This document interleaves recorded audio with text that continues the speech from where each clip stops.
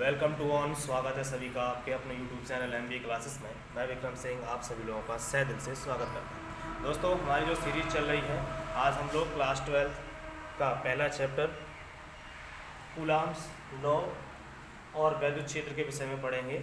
और आपकी जो यूनिट है वो है आपकी स्थिर वैद्युतिकी है। सबसे पहले जानेंगे स्थिर वैद्युतिकी के विषय में। स्थिर वैद्युतिकी मतलब जो यहाँ पे लिखा है स्थिर है। स्थिर का मतलब है रुका हुआ, विराम अवस्था में कोई वस्तु है वह बहुत ही रुकी हुई अवस्था में है। स्थिर का मतलब रुकी हुई है। यहाँ पे हम जो अध्ययन करेंगे, जो स्थिर वैद्युतिकी है,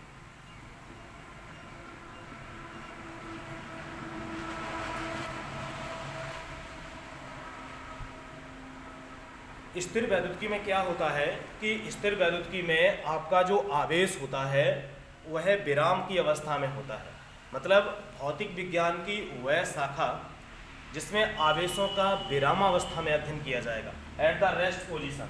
यहाँ पे जो आपका आवेश है, मान लीजिए ये कोई आवेश है और यह आवेश आपका यहाँ स्थिर रहेगा। यह आवेश यहाँ पर स्थिर रहेगा। यह आवेश ऐसा नहीं है कि यह आवेश गतिशील नहीं होगा। यह आवेश एट द मोमेंटम पॉइंट ऐसे स्थिर अवस्था में बना रहेगा। तो भौतिक विज्ञान की वह शाखा, भौतिक विज्ञान की वह शाखा जिसमें आवेश का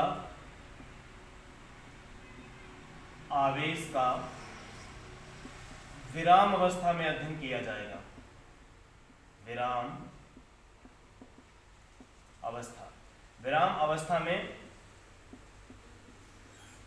अध्ययन किया जाएगा। अध्ययन करते हैं विराम की अवस्था में, यानी कि भौतिक विज्ञान की वह शाखा जिसमें आवेशों का विरामावस्था में अध्ययन करते हैं वो आपकी कहलाती है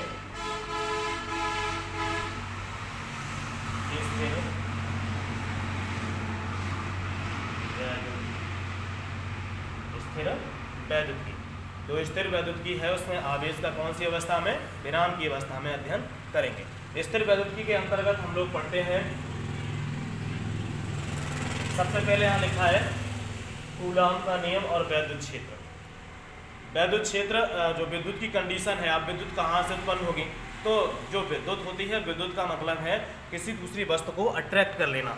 मतलब कोई दूसरी वस्तु है उसे अपनी ओर आकर्षित करना क्या कहलाता है, विद्युत कहलाता है। तो सबसे पहले हम लोग इस अध्याय में आवेश के विषय में जानेंगे कि आवेश क्या है, कितने प्रकार का होता है।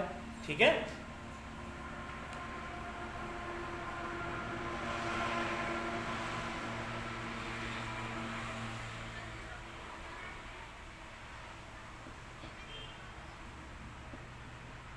वैद्युत आवेश। सबसे पहले हम लोग जानेंगे कि वैद्युत आवेश किसे कहेंगे। तो यहाँ पे जो वैद्युत आवेश लिखा है, यहाँ एक शब्द मिल रहा है आ और बेस। आ का मतलब होता है आ माने आना, आ माने आना, आ माने आना, और बेस मतलब आधार की ओर। तो आवेश किसी वस्तु का वह गुण है जो वस्तुओं को अपनी ओर आकर्षित करता है। आवेश किसी वस्तु का वह गुण है जो वस्तुओं को अपनी ओर आकर्षित करता है, और जैसे ही अपनी ओर अट्रैक्ट करता है वस्तुओं को, मतलब आकर्षण देता है। आ माने आना और बेस मतलब आधार की ओर। तो आवेश किसी वस्तु का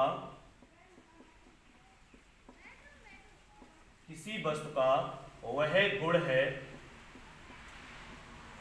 जो वस्तुओं को अपनी ओर आकर्षित करता है।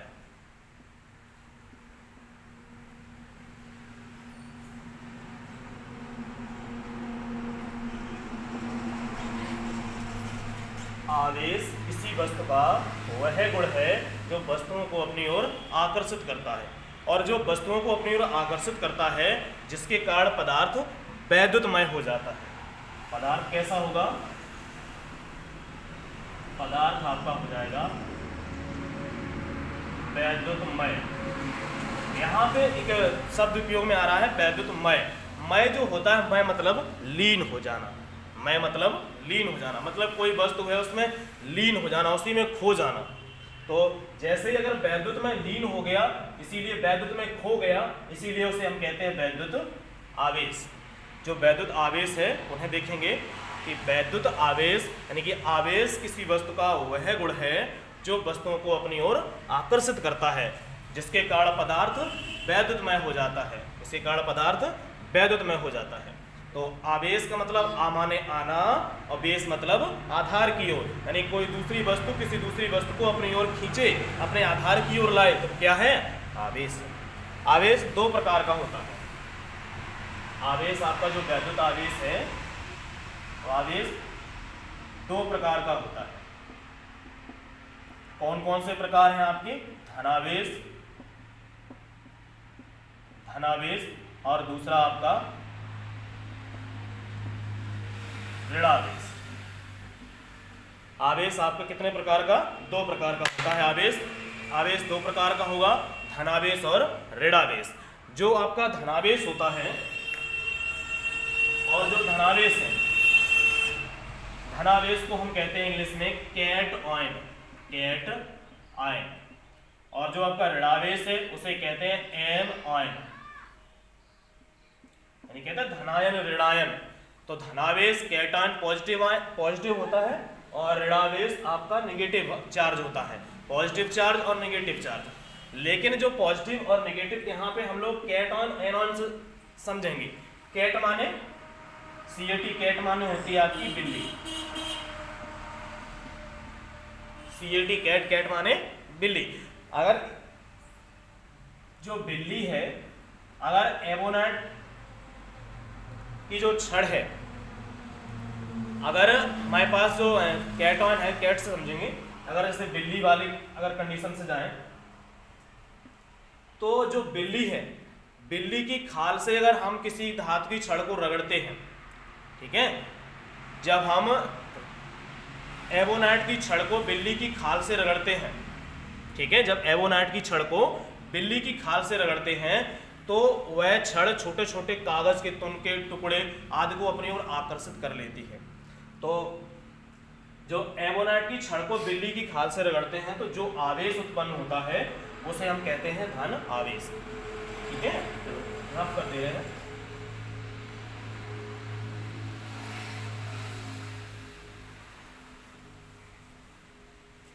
देखिए धनावेश, धनावेश को समझेंगे कैट ऑयन, कैट ऑयन से। कैट माने बिल्ली, और बिल्ली को काहे से रगड़ दें? एबोनाइट की छड़ से। बिल्ली को, अगर बिल्ली की जो खाल है उसे एबोनाइट की छड़ से रगड़ते हैं तो जो आवेश उत्पन्न होता है उसे हम कहते हैं धन आवेश। जो आवेश उत्पन्न हुआ उसे हम क्या कहेंगे? धन आवेश, यानी कि धनावेश। ऐसे ही हम लोग लिखें ऋणावेश, ऋणावेश। तो अगर हम ऋणावेश को अगर अंग्रेजी वर्ड वाले में एनॉन,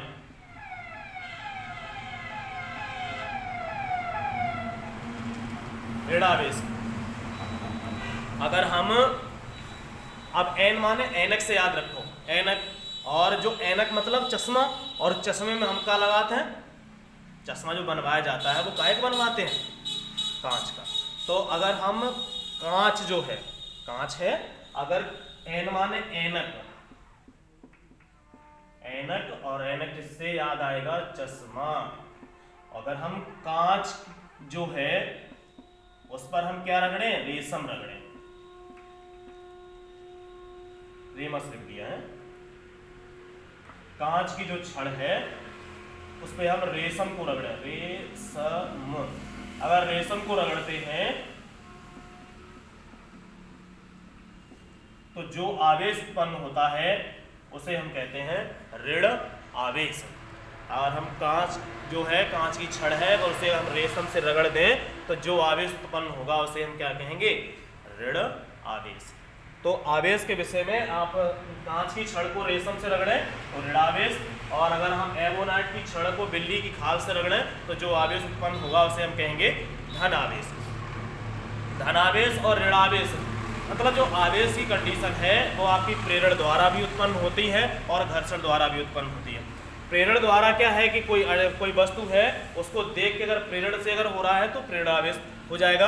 अगर टक्कर से टक्कर दी जाए, घर्षण द्वारा अगर आवेश देखा जाए तो घर्षण द्वारा भी उत्पन्न होता है। जैसे उदाहरण पे हम जब छोटे थे और रास्ते में खेलते हुए, भागते हुए, दौड़ते हुए जाते हैं तो रास्ते में देखते थे कहीं पे कोई पत्थर के टुकड़े वगैरह पड़े हैं तो हम क्या करते थे, उस पत्थर को उठाया और दे मारा, और जैसे ही पत्थर को फेंक के मारते थे तो क्या उत्पन्न होती थी, चिंगारी। मतलब क्या हुआ, एक दूसरे से क्या हो रहा है, घर्षण हो रहा है। अगर झगड़ा हो जाए और शरीर, एक बच्चा दूसरे बच्चे कुत्ता हो जाए बहुत तेज, तो क्या करेगा, क्या शरीर से बाहर क्या निकलता है, पसीना, घर्षण। तो घर्षण द्वारा भी आवेश उत्पन्न किया जाता है। ठीक है, आई होप आप लोग आवेश को बहुत अच्छी तरीके से समझ चुके होंगे। जो आवेश होता है यानी आ माने आना, बेस मतलब आधार की ओर। आवेश किसी वस्तु का वह गुण है जो वस्तुओं को अपनी ओर आकर्षित करता है, जिसके कारण पदार्थ वैद्युतमय हो जाता है। आवेश दो प्रकार का होता है, धनावेश और ऋणावेश। धनावेश को अंग्रेजी में हम कैटायन से याद रखेंगे और ऋणावेश को एनॉयन से याद रखेंगे।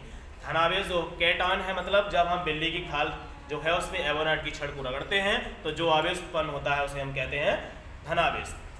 एनॉयन से हम अपने ऐनक और चश्मे से याद रखेंगे। अगर हम कांच जो है, कांच पे अगर रेशम को रगड़ते हैं तो जो आवेश उत्पन्न होता है उसे हम क्या कहते हैं, ऋणावेश कहते हैं। धनावेश हो गया और ऋणावेश हो गया। आगे चलते हैं।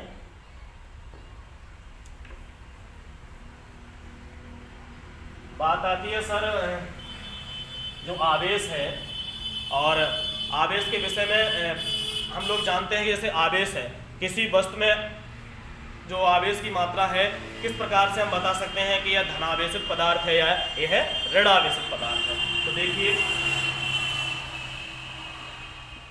धनावेशित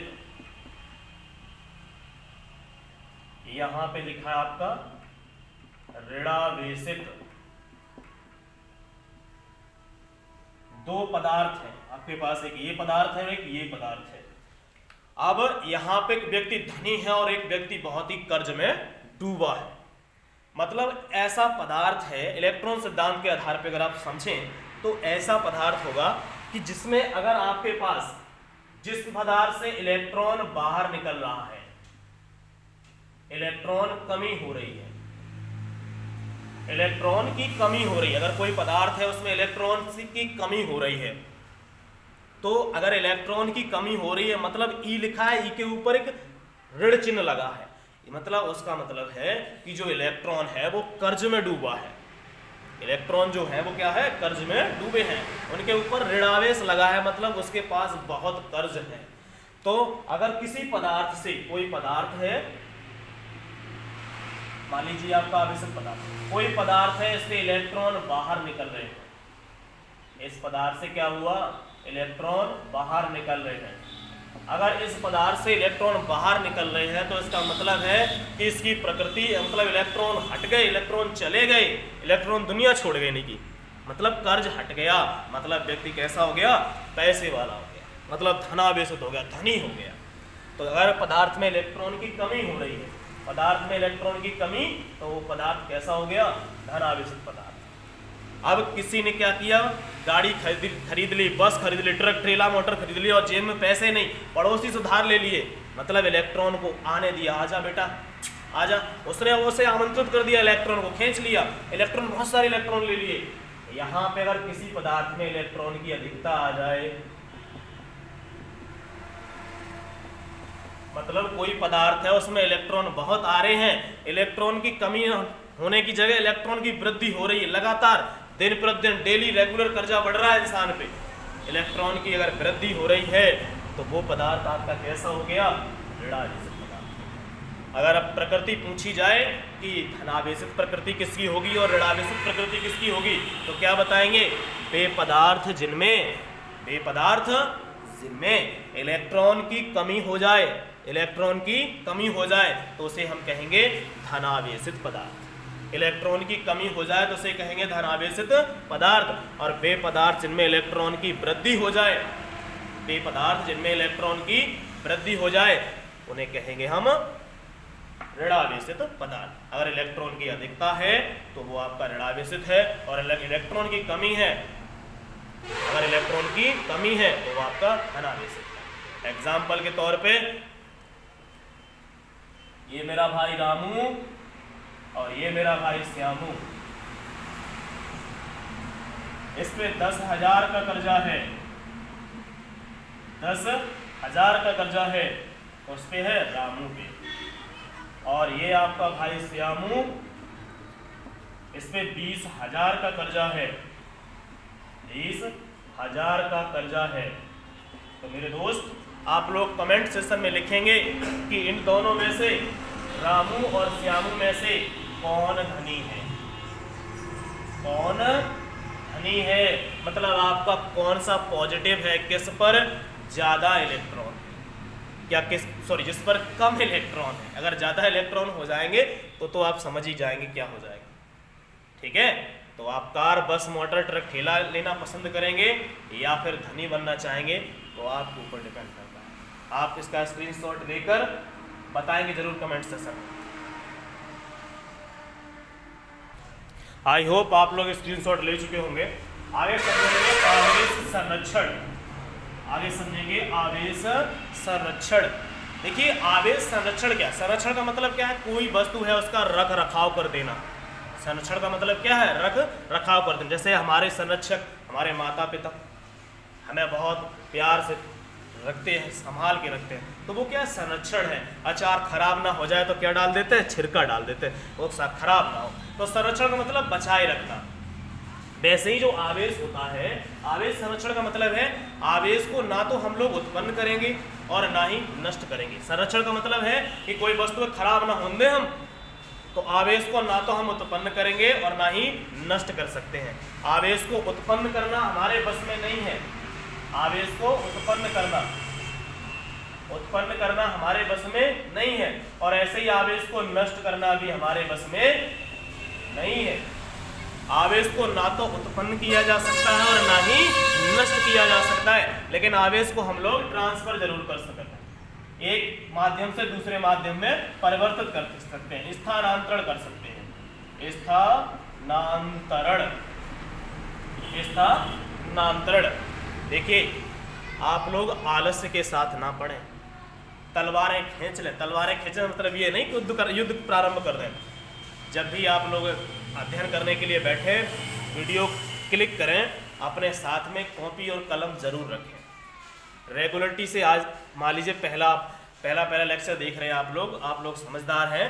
पहले आप लोग सबसे पहले अपनी कॉपी और कलम लेंगे और जितना भी बताया जाए उतना नोट करते चलेंगे। एक अच्छी सी नोटबुक बनाएंगे जो आपको आगे भविष्य में काम आए, पेपर के टाइम पे पढ़ सकें। ठीक है, तो कॉपी और पेन को साथ में लेके रेगुलर से लिखा करेंगे, तभी आप नोट्स बना सकते हैं। स्क्रीनशॉट मोबाइल में लेने के बाद पढ़ने का तो नाम ही नहीं कोई लेता है कि नहीं। स्क्रीनशॉट डिलीट भी कर सकते हैं, डिलीट हो जाती है। तो रेगुलरिटी से साथ पढ़ेंगे। रेगुलर आपको एक लेक्चर देखने को मिलेगा रेगुलर, और आप लोग रेगुलर पढ़ेंगे। ठीक है, तो आवेश संरक्षण लिखेंगे। आवेश को ना तो उत्पन्न किया जा सकता है, और ना ही नष्ट किया जा सकता है, अर्थात आवेश को एक माध्यम से दूसरे माध्यम में ट्रांसफर कर सकते हैं।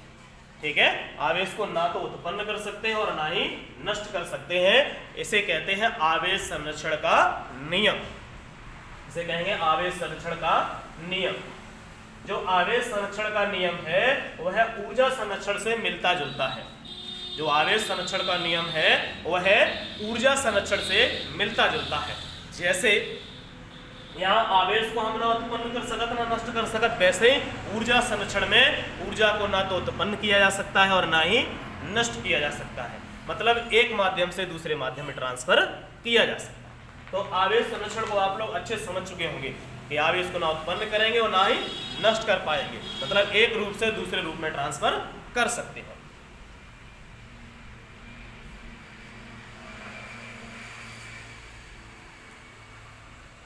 ऐसे ही देखो आवेश संरक्षण के अतिरिक्त दूसरा आवेश का क्वांटीकरण होगा। आवेश का क्वांटीकरण,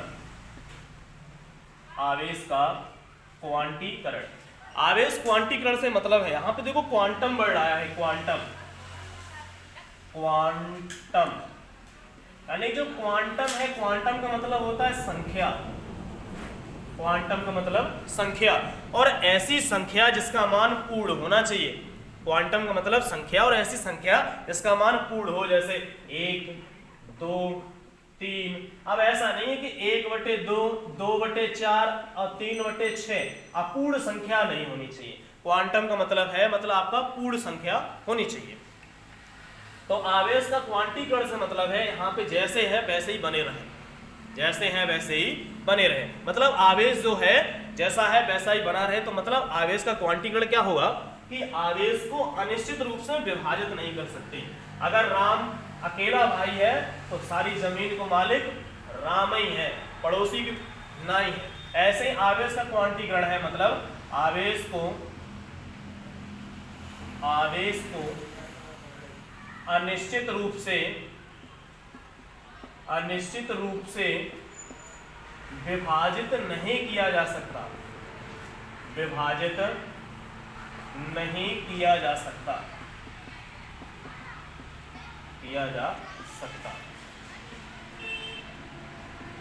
यह घटना क्या कहलाएगी? आवेश का क्वांटीकरण कहलाएगी। मतलब आवेश को अनिश्चित रूप से हम विभाजित नहीं कर सकते, और आवेश को अनिश्चित रूप से विभाजित नहीं कर सकते, यह घटना क्या है? आवेश का क्वांटीकरण। कल, आज के लिए बस इतना ही। कल हम लोग पढ़ेंगे मूल आवेश, और मूल आवेश जो होता है वो आवेश के क्वांटीकरण से ही संबंध रखता है।